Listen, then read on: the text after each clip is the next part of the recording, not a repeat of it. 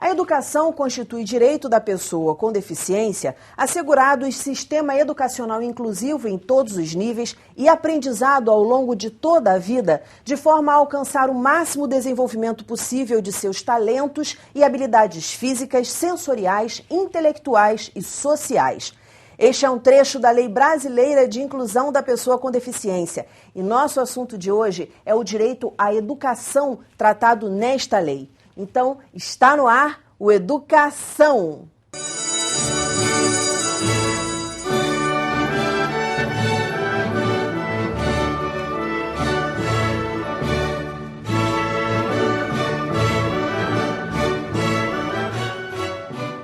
Meus convidados são a professora e advogada Consuelo Martim, mãe do Arthur, de 10 anos, que tem necessidades especiais, e o professor e deputado Valdec Carneiro. Muito bem-vindos ao programa.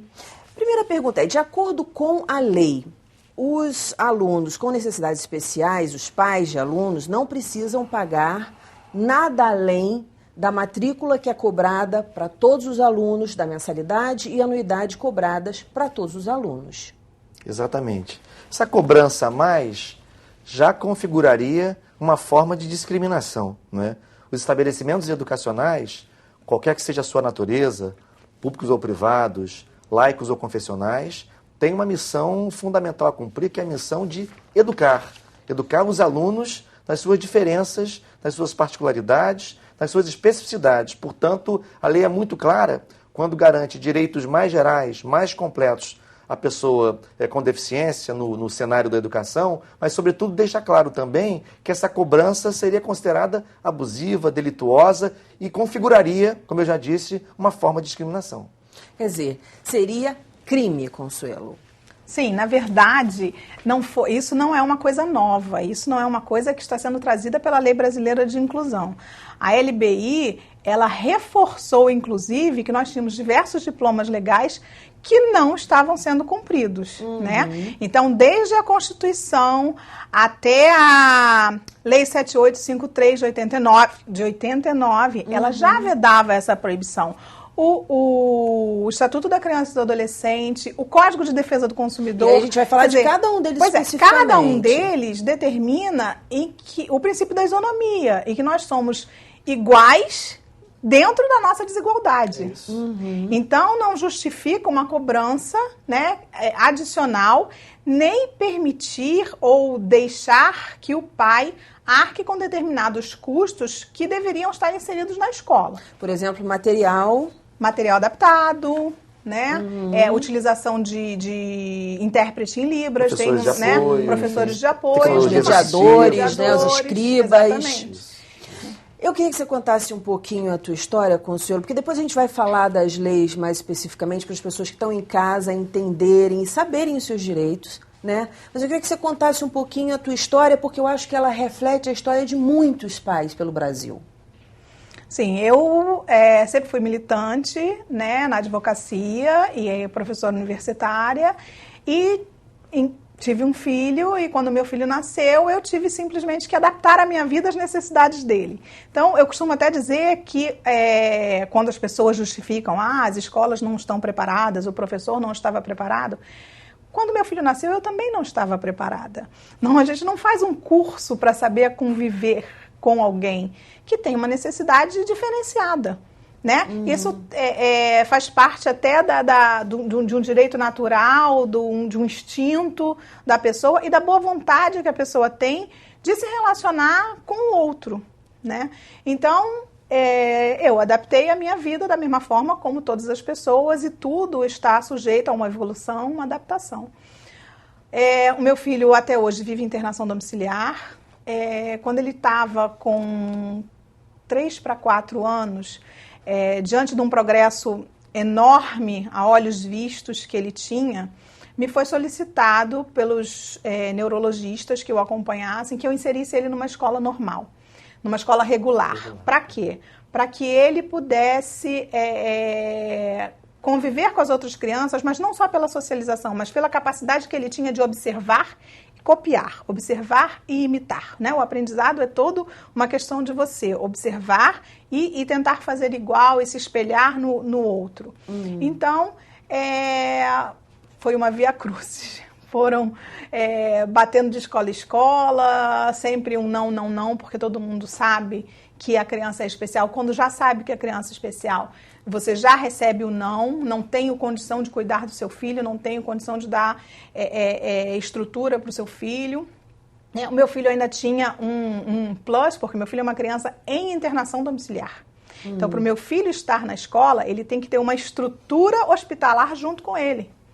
Então, não é simplesmente ter uma criança ou um mediador. Ele tem equipamentos que vão com ele, ele não come, ele não bebe água, senão de determinadas pessoas, sou eu ou a minha mãe, que é uma pediatra que largou a profissão dela toda para ficar com ele 24 horas, e essas pessoas têm que ficar com ele 24 horas. Até como garantia de que nada vai acontecer, porque se nós estivermos perto, nós estamos preparados para agir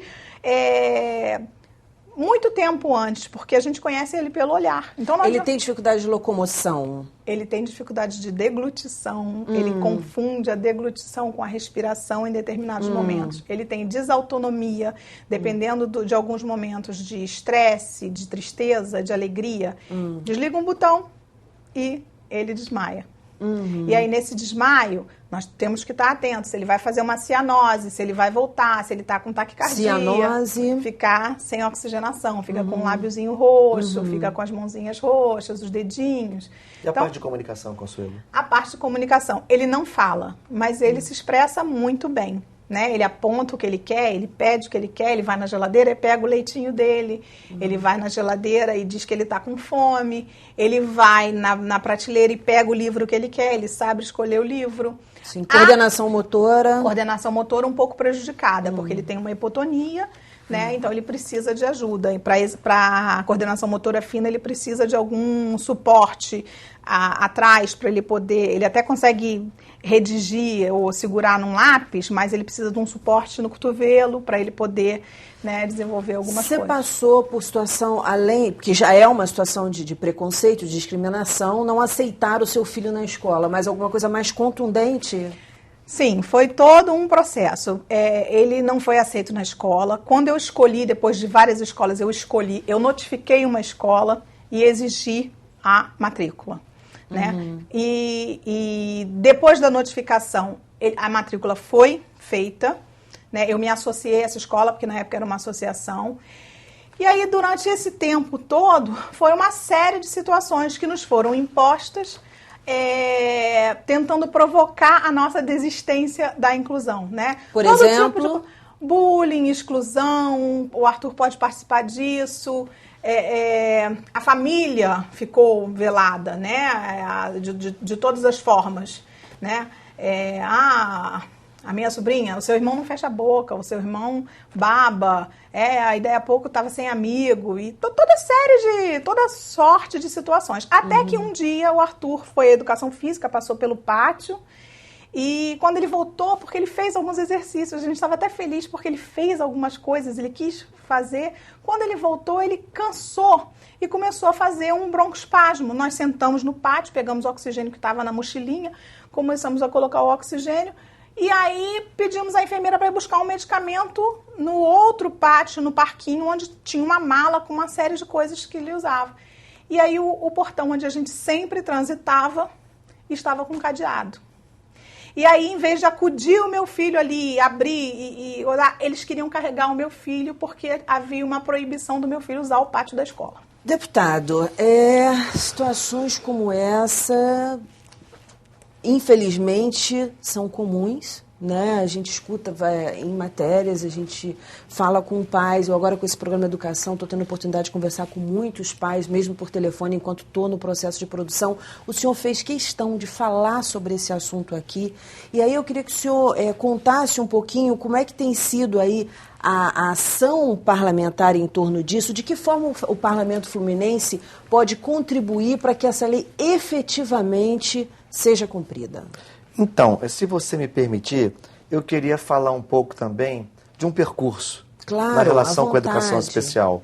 Porque, assim, a minha atuação parlamentar sofre muita influência, como de todos os parlamentares, de suas trajetórias, da minha trajetória, portanto. Sim. Então, assim, eu tive, Consuelo, uma relação que se aproximou muito do campo da educação especial, vivendo a experiência de dirigir a Faculdade de Educação da Universidade Federal Fluminense, onde eu trabalho, onde eu sou professor há muitos anos. E a Faculdade de Educação da UF constituiu, a partir dos anos 70 já, final dos anos 70, um núcleo que se desenvolveu muito no campo da educação especial.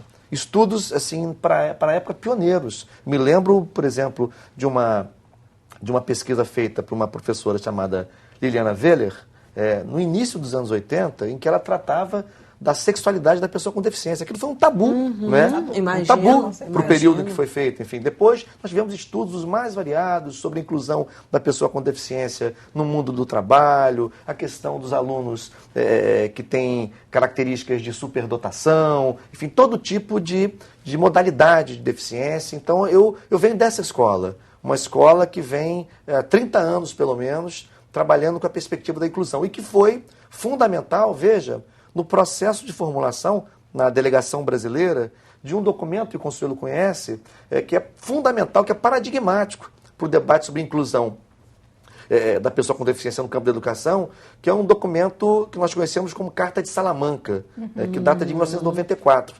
Um grande conclave na Espanha, em que vários países, inúmeros países, entre os quais o Brasil, foram signatários de um documento que é um documento orientador de políticas públicas para o campo da educação especial e que tem como matriz, tem como eixo o princípio da inclusão. Então, por um lado, eu sofro essa influência, eu diria essa positiva influência.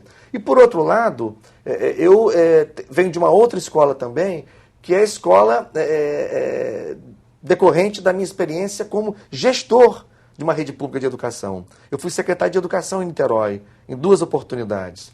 E nessas 2 oportunidades, uma das marcas importantes do trabalho coletivo, não o meu individual, mas do trabalho coletivo, foi a ênfase que se deu à inclusão dos alunos com deficiência. O Conselho talvez tenha notícia, mas a rede municipal de Niterói é disparada proporcionalmente a rede que mais tem alunos incluídos nas chamadas classes regulares, inclusive com muitas parcerias. A rede não faz isso sozinha, ela busca parcerias, nós temos parcerias com o INT para a implantação de tecnologias assistivas, temos a implantação de inúmeras salas chamadas salas multifuncionais, temos assim, um efetivo muito grande de professores de apoio especializado, que é aquele professor que acompanha o aluno incluído, para que a inclusão não seja uma demagogia, para que a inclusão não seja uma balela, porque é importante que o aluno com deficiência esteja na sala regular, claro, é importante, mas se ele estiver na sala regular, abandonado à própria sorte, não é só a presença. Isso vai sair pela culatra. Então é muito importante a escola garantir um mínimo de estrutura para que a inclusão aconteça. E é um desafio enorme. E é por isso,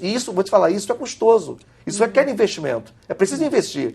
E isso tem a ver, penso eu, com boa parte, eu não quero aqui ser leviano, mas com boa parte das resistências, das estratégias protelatórias que muitas escolas por aí tentam adotar para evitar a matrícula em seus bancos escolares do aluno com deficiência, porque isso pressupõe, num tratamento educacional adequado, pressupõe um certo nível de investimento que é preciso ser feito, que é de responsabilidade do estabelecimento de ensino. Sim, claro, a gente vai falar sobre isso no segundo bloco, e é interessante, a gente está no finalzinho desse bloco agora, mas é interessante o que o senhor falou, porque eu também ouvi isso de uma outra professora, o senhor segundo, já não é o segundo, mas vamos dizer, segundo professor aqui gravando, que fala isso para mim, que é o seguinte, o que a gente pode perceber é que, nesse sentido, o que me parece, pelos depoimentos que eu tenho ouvido, é que as escolas públicas estão muito mais preparadas do que as particulares para receber o aluno com necessidades especiais. Inclusive, um dos fundamentos da ação direta de inconstitucionalidade é esse, é o medo